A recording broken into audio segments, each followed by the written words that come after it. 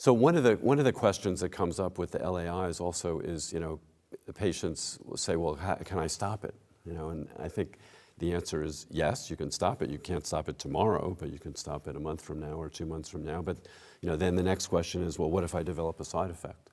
Am I going to be able to deal with that side effect because I'm still on the drug? And this is something that we've looked at, pretty carefully. I think neuroleptic malignant syndrome would probably be one of the most concerning side effects. It's extremely rare amongst patients getting long-acting formulations, and there's no evidence from the cases that have developed that the outcome is any worse if someone's receiving injectable medicine as compared to oral medicine. So it's hard to, in general, these medicines are pretty well tolerated. I mean, we talk about metabolic side effects and some neurologic side effects, but in terms of life-threatening conditions, they're pretty well tolerated. So I think that's a little bit of a red herring, to say, well, I can't stop the drug.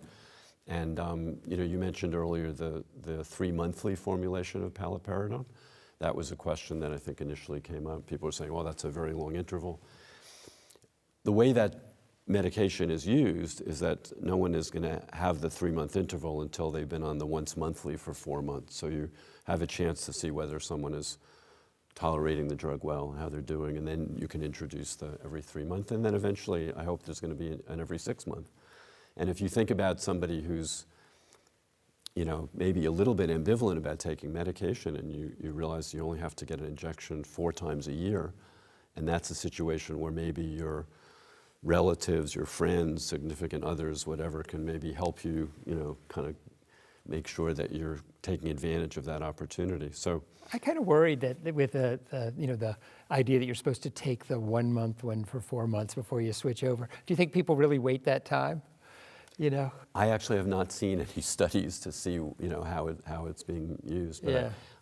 I worry that people might jump the gun. They might, but I always tell people to try to follow the package insert. Yeah, There's a reason good why idea. There's a reason why it's there. And yeah.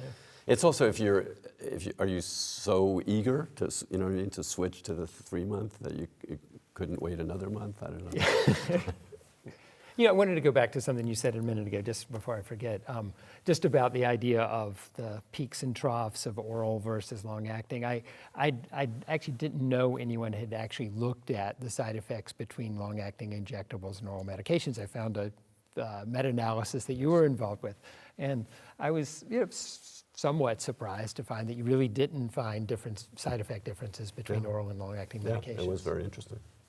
Well, it cuts both ways, meaning that long-acting didn't have more side effects than oral, right. But the expected finding of maybe oral would be worse because of the fact you have these peak concentrations wasn't also borne out. I can't see any really negatives other than the injection and the whatever the additional effort needed long-acting. It seems to me that to have this mode of administration with constant bioavailability is a potential advantage. And I would really be interested in seeing head-to-head efficacy studies on this done. I remember there was an article that Saul Snyder and Larry Toon wrote, this is dating us, John, many years ago, where they looked at the pharmacodynamic effects of flufenazine administered by oral and by decanoate forms, and I forget exactly what the variables they were measuring, but suggesting that it was a more efficient therapeutic mode of action.